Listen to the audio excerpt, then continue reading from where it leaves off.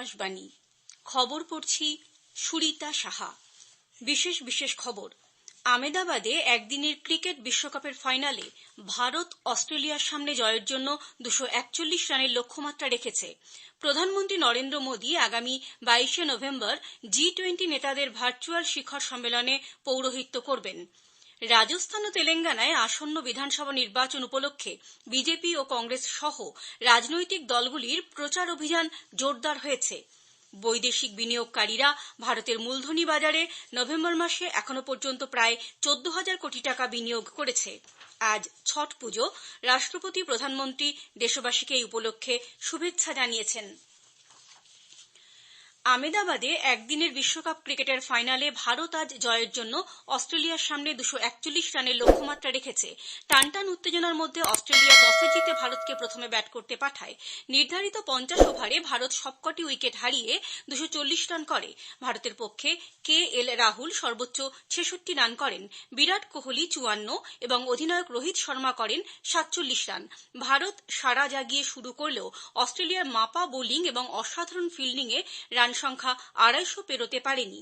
অস্ট্রেলিয়ার পক্ষে miss Starc 3টি উইকেট নেন। হ্যাজেলউড ও কামিন্স 2টি করে উইকেট দখল করেন।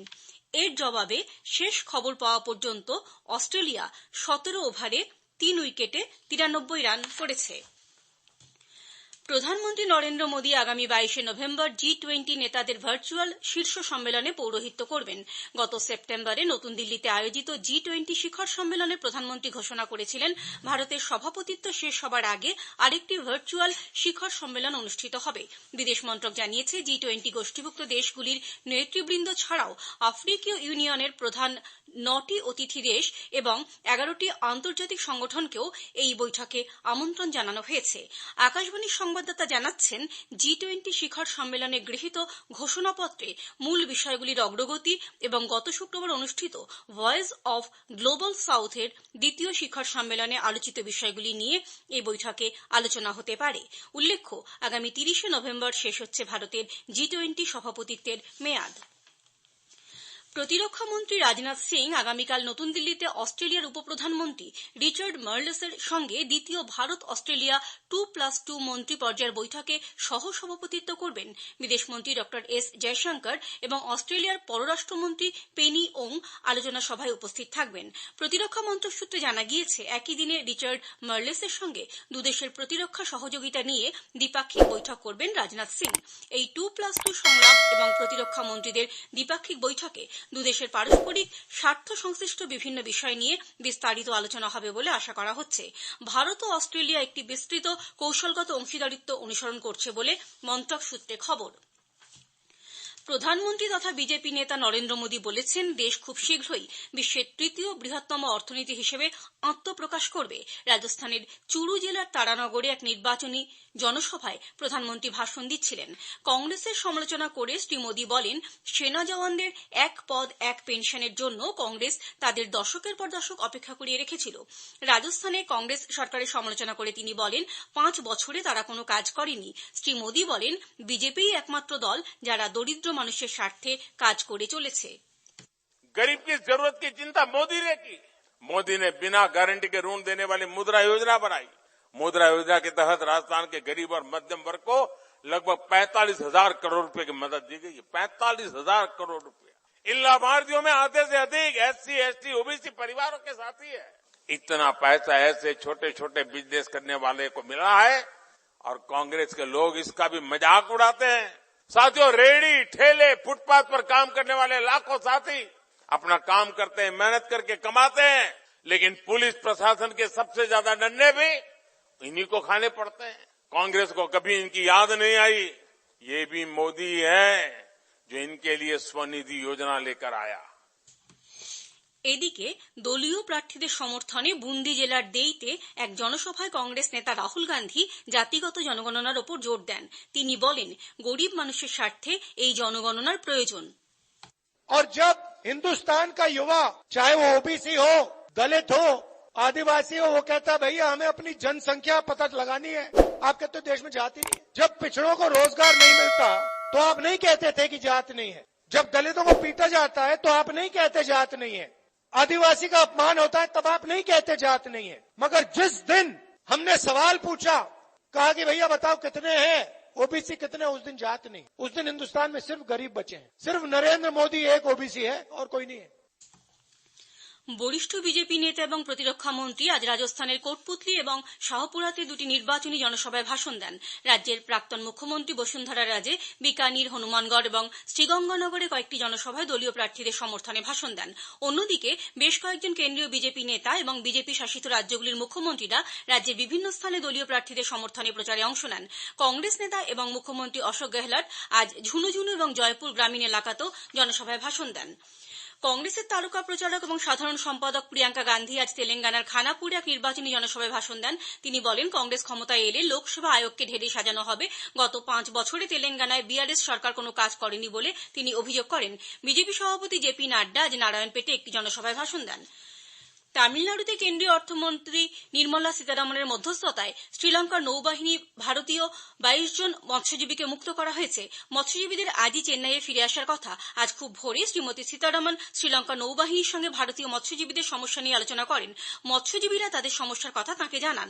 শ্রীলঙ্কার নৌবাহিনী তাদের নৌকাগুলি আটক করে রেখেছে বলে তারা জানান। অর্থমন্ত্রী শ্রীলঙ্কার ডেপুটি হাই কমিশনারের সঙ্গে কথা বলার পর সমস্যার সমাধান হয়। এ খবর আপনারা শুনছেন আকাশবাণী থেকে।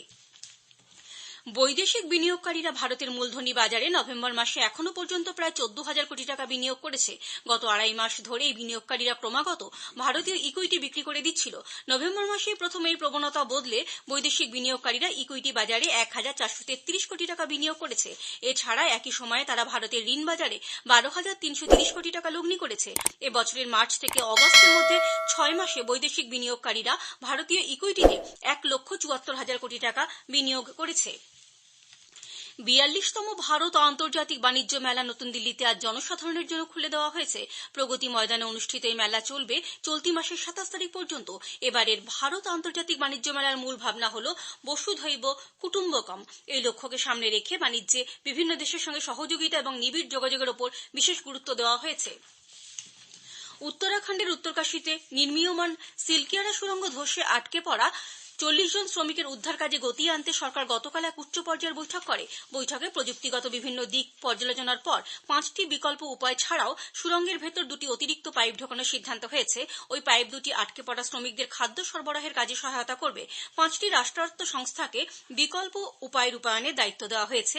এছাড়া সীমা সড়ক সংগঠন এবং ভারতীয় সেনার নির্মাণ কার্যের সঙ্গে যুক্ত বাহিনীও এই উদ্ধার কাজে সহায়তা করছে। সরকার জানিয়েছে, শ্রমিকদের উদ্ধারের জন্য প্রয়োজনীয় সব ব্যবস্থা নিতে হবে। প্রধানমন্ত্রীর দপ্তর পরিস্থিতির ওপর সর্বক্ষণ নজর রাখার পাশাপাশি রাজ্য সরকারের সঙ্গে যোগাযোগ রেখে চলেছে।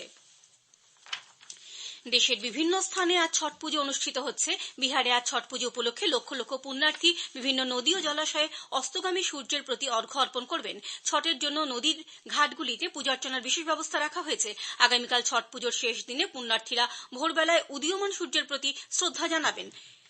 এই উৎসব উপলক্ষে ঘরে ঘরে তৈরি হচ্ছে ঠেকুয়া, খাজুরিয়া, কাঁসার, কাছুয়ানিয়া ইত্যাদি প্রসাদ।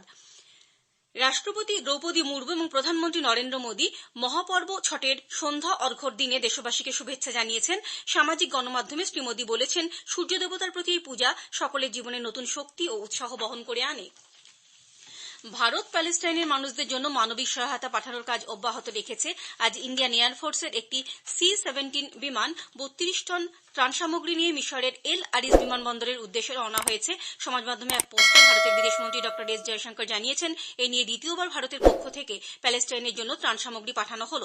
38 টন ত্রাণ সামগ্রী এবং ওষুধপত্র নিয়ে একটি বিমান গত মাসে মিশরে পাঠানো হয়েছিল। নিকারাগুয়ার সেইনিস প্যালাসিওস 2023-এর মিস ইউনিভার্স নির্বাচিত হয়েছেন। এল সালভাদোরে গতরাতে 72তম মিস ইউনিভার্স প্রতিযোগিতার আয়োজন করা হয়েছিল। ফার্স্ট রানার্স আপ হয়েছেন থাইল্যান্ডের এন্টোনিয়ার পর্সলিড এবং সেকেন্ড রানার্স আপ হয়েছেন অস্ট্রেলিয়ার মোরাইয়া উইলসন। শেষ করার আগে খবরের বিশেষ কিছু অংশ আরও একবার।